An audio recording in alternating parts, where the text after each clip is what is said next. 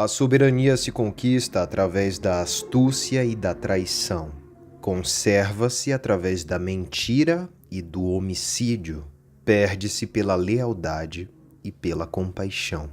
Neste resumo de O Príncipe de Maquiavel, estratégias antigas serão vistas como muito atuais. Este livro é um clássico que merece ser revisitado e estudado frequentemente. Portanto, prepare a sua coroa, pois hoje vamos separar os homens mortais dos príncipes eternos.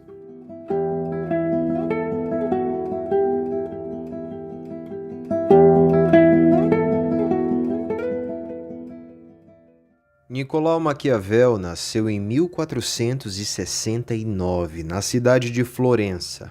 Ele foi secretário político no regime republicano depois que os Médicis perderam o poder. Nos tribunais, ele conheceu grandes líderes do seu tempo, servindo como diplomata e orientando os governantes florentinos na criação de um exército para proteger a república. Quando os Médicis voltaram ao poder em 1513, após derrubarem a república, Maquiavel foi exilado. Durante esse período, ele escreveu O Príncipe, uma nova versão da arte da guerra e a história de Florença, além de romances históricos e poesias. Como nunca mais recuperou o favor dos Médicis, ele morreu sem nenhum tostão em 21 de junho de 1527. Em 1500, Florença era considerada uma cidade livre por ser uma república e não uma monarquia. Entretanto, a família Médici não tinha representação republicana e queria concentrar o poder em si mesma. Em 1512, a cidade foi invadida, quando houve até mesmo derramamento de sangue, e Maquiavel foi preso e exilado por ser um oficial republicano. Ele escreveu O Príncipe em 1513, durante seu exílio, mas sua obra não foi publicada até 1532, 5 anos após a sua morte. Em 1513, ele se conformou com o fato de que Florença seria governada por um príncipe e assim começou a buscar um meio de se aliar ao novo governante para conseguir uma boa posição e liberdade política. Maquiavel não se tornou um conselheiro, mas deixou seu legado. Este resumo de O Príncipe condensa suas principais ideias. Ele mudou a forma de ver a política, tratando ela como se fosse uma estratégia para a manutenção do poder. Para entender melhor não apenas o resumo, mas a obra em si, alguns conceitos-chave precisam ser esclarecidos primeiro. Quando Maquiavel se refere aos príncipes e os aconselha, ele está se referindo aos monarcas, aos governantes, inclusive reis. São todos que faziam parte de um governo hereditário, concentrando o poder em si mesmos. Seu livro foi escrito com a pretensão de se tornar um manual para um governo eficiente e duradouro. Os fins justificam os meios. Esta frase não está escrita no Príncipe de Maquiavel, mas se tornou uma interpretação comum da obra como um todo. Dizer que os fins justificam os meios é dizer que, se for para manter a sua autoridade, o governante pode fazer o que quiser em seus domínios. A virtude que o Maquiavel tanto cita nesse livro não é virtude no sentido clássico, no qual o homem luta pela excelência e não tende nem aos vícios dos excessos nem aos vícios dos defeitos, constituindo um meio termo. Antes de assistir esse resumo de O Príncipe, é necessário entender que virtude é a habilidade e a inteligência para governar. Ele deve visar a harmonia e a paz em seu reinado. Se um governante tem virtude, ele tem a capacidade de controlar e superar as dificuldades impostas ao seu governo, criando estratégias para permanecer estável. Em alguns momentos vai precisar ser piedoso e bom, em outros será severo e cruel. Já a fortuna está relacionada à ideia de acaso e de sorte. Os príncipes devem estar atentos à roda da fortuna, ora favorável ao seu governo, ora um obstáculo. Por esta razão, o príncipe precisa sempre estar atento, desenvolvendo sua virtude para obter boas oportunidades, mesmo que a roda da fortuna não lhe seja favorável. O livro O Príncipe apresenta ao leitor os detalhes dos principados da época.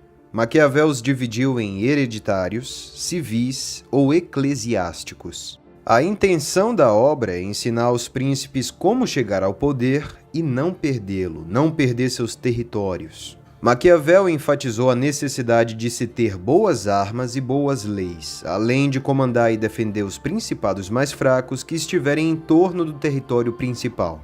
Esta medida é preventiva, pois fortalece a fronteira contra possíveis inimigos. Os principados hereditários são mais fáceis de governar. Eles já são vistos como sendo de famílias que têm o direito ao poder. Os principados novos são os primeiros de alguma família ou são recentes porque foram conquistados por outros estados que têm seus príncipes hereditários. Neste caso, o principado é considerado misto. Os principados novos encontram mais dificuldade para se estabelecerem, pois eles vão precisar de apoio para manter o território conquistado. Caso um cidadão particular se torne o príncipe da sua pátria, o seu governo será chamado de principado civil. Será necessária uma grande astúcia, governando em benefício do povo e não dos poderosos.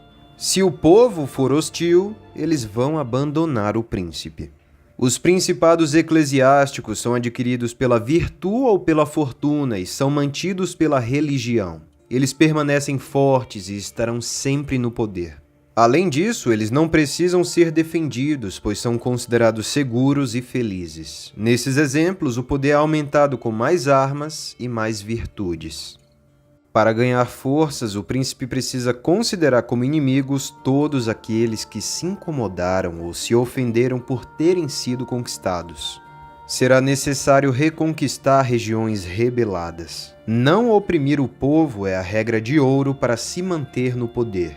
Os súditos precisam ver o príncipe como alguém que promove a segurança e a estabilidade. O príncipe sábio se certificará de que o povo sempre precise do Estado e o veja como o provedor de suas necessidades. Os problemas do Estado são como a tuberculose. É fácil de tratar no início, mas muito difícil de detectar. Com o tempo, o diagnóstico se torna muito mais fácil e o tratamento muito mais difícil. Por esta razão é necessário prevenir a ocorrência de problemas. Outro passo da estratégia de Maquiavel é não mudar os costumes, as leis e os impostos das províncias conquistadas por povos de costumes iguais. No entanto, os novos governantes terão dificuldades. Para amenizá-las, será necessário habitar a província, dominar as desordens e estabelecer colônias. Se o príncipe dá aos seus súditos uma boa condição de vida, alimento e trabalho, ele é amado. E se os súditos forem fiéis, também deverão ser amados. Os que não aceitarem o príncipe devem ser empregados como conselheiros ou considerados inimigos. Primeiro de tudo, o povo deve ser considerado amigo, e é melhor não o oprimir. O príncipe deve estar preparado para ver os cidadãos fugirem nas adversidades. Entretanto, se um povo espera o mal e recebe o bem, ele é mais fiel do que aquele que espera apenas o bem. A liberdade prejudica o príncipe se for usada de uma forma conhecida por todos, levando-o a ser desprezado e odiado. O que usa seu exército para saquear fortunas alheias é bem quisto pelo povo. O miserável é considerado correto, pois gasta pouco e não rouba aos seus súditos, sendo um defeito que colabora na manutenção do poder. O príncipe deve manter a palavra? Maquiavel diz que não deve, caso isso lhe cause prejuízo ou quando a circunstância que o levou a prometer algo não exista mais. Para amenizar as palavras quebradas, será necessário desenvolver a habilidade de transformar o intelecto das pessoas e dissuadi-las de suas promessas outrora feitas. O príncipe deve ser como a raposa, que sabe como escapar das armadilhas, e também deve ser como o leão, que sabe aterrorizar os seus inimigos. Quando ser raposa ou ser leão, vai depender das circunstâncias. Não há razão alguma para manter a palavra com os homens, porque eles são maus e igualmente não mantêm a sua palavra. E mesmo que o príncipe mude, ele deve sempre parecer ter uma palavra que é como uma rocha. Como conquistar principados que já tinham suas leis? Em resumo, Maquiavel apresenta 3 formas: arruiná-los como a estratégia mais segura, habitá-los pessoalmente ou criar gradualmente um governo, deixando os súditos com suas próprias leis. Estados que possuíam outro príncipe governando são mais facilmente conservados. Os que foram conquistados com armas e fortunas dos outros não são mantidos por causa da corrupção do exército e da sociedade que não possui alicerce, ela não é fortalecida. Assim, esses governantes terão que se submeter à vontade de quem lhes concedeu o Estado. É um caso em que o príncipe não tem poder, pois quem comanda o Estado é o dono da fortuna. Como usar a crueldade? O governante deve agir difundindo a fama de ser cruel, já que os príncipes, em geral, querem manter um ar de piedade. Segundo Maquiavel, um bom príncipe não deve se preocupar se seus súditos o considerem cruel, pois isso os manterá unidos e fiéis. Para sustentar a reputação de crueldade, ele cita os exemplos dos governantes que permitiram o nascimento da desordem por um excesso de piedade. Os que alcançam o poder por meio de crimes não são celebrados como homens de virtude, mas Maquiavel descreveu duas possibilidades para o uso da crueldade. Se o crime for de extrema necessidade, a maldade é justificável se depois disso apenas o bem for praticado. Se o crime se perpetuar, o príncipe faltará com escrúpulos. Segundo Maquiavel, o mal deve ser feito de uma só vez e a bondade aos poucos. Os homens se lembram dos benefícios recentes muito mais do que de todo o mal infligido anteriormente.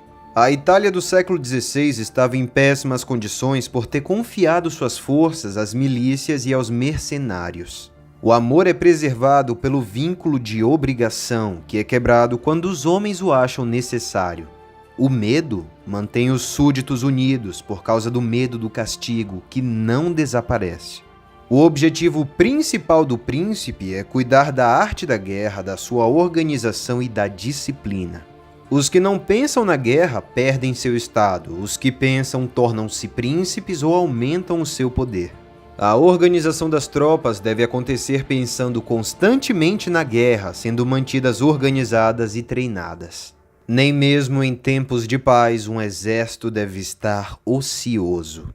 A força de um principado deve ser medida de acordo com o poder do seu exército, ou seja, pela força das suas armas. Reinados com muita fortuna e muitos homens devem ter um bom exército. Se um príncipe não tiver bons fundamentos, ele cairá na ruína. Poder e prestígio vêm das boas armas, que são uma condição para que existam boas leis. Maquiavel não recomenda o uso de tropas mercenárias e auxiliares, pois elas são desunidas, ambiciosas e infiéis. As boas tropas dependem da presença do príncipe e da atuação como seu capitão. O perigo das tropas mercenárias é a covardia, e o das auxiliares é o seu valor. As tropas auxiliares não são boas, porque são chamadas para combater outro principado mais poderoso. Em caso de derrota, o principado estará arrasado, porém se vencer, ficará refém das tropas que te ajudaram. As armas dos outros não só são danosas e prejudiciais, como também são motivos de vergonha e constrangimento. O principado não será seguro e estável se não estiver fundamentado em suas próprias forças. O príncipe deve aprender a não ser muito bom e piedoso, assim como deve ser prudente e fugir dos vícios que o levariam a perder o seu poder. De acordo com Maquiavel, é melhor que o príncipe seja mais temido do que amado. Segundo ele, o governante temido mantém o povo em paz, unido e leal. É preferível que o indivíduo seja prejudicado do que todo o reino, por causa da fraqueza de um príncipe piedoso. Os homens traem facilmente as suas amizades e são bons quando lhes convém. A natureza humana é ingrata, inconstante e teme o perigo. Mas ser temido não é o mesmo que ser odiado. O melhor caminho é o caminho do equilíbrio, com prudência e humanidade. É muito inteligente não confiar demais nas pessoas. O príncipe deve saber quando ser bom e quando ser mau, punindo com leis ou com violência. Para afastar o ódio é preciso ser dissimulado, demonstrando um certo conjunto de habilidades, mesmo que o príncipe não as tenha. Maquiavel explica que é necessário parecer tê-las. A postura do príncipe deve ser sempre a de um soberano com 5 qualidades: piedoso, fiel, humano, íntegro e religioso. Em caso de necessidade, pode agir contra essas qualidades. Para ser odiado pelo povo, será suficiente os bens de seus súditos, seduzir as suas mulheres e desonrá-los. Se nenhuma dessas coisas acontecer, o povo vai viver feliz. Já para ser amado pelo povo, o príncipe deverá manifestar atos de grandeza e coragem em ações irrevogáveis. O povo também precisará de distrações, como festas e espetáculos, o famoso pão e circo. O Estado deve contar com os melhores e ter bons ministros. É imprescindível que haja confiança mútua entre o príncipe e seus ministros para a manutenção do poder. Os conselheiros devem ser sábios e devem falar somente quando solicitados. O príncipe, por sua vez, deve escutá-los e manter a prudência.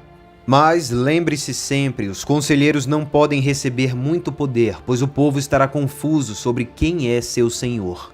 A França, segundo Maquiavel, teve vários barões locais que faziam com que o rei tivesse pouca autoridade.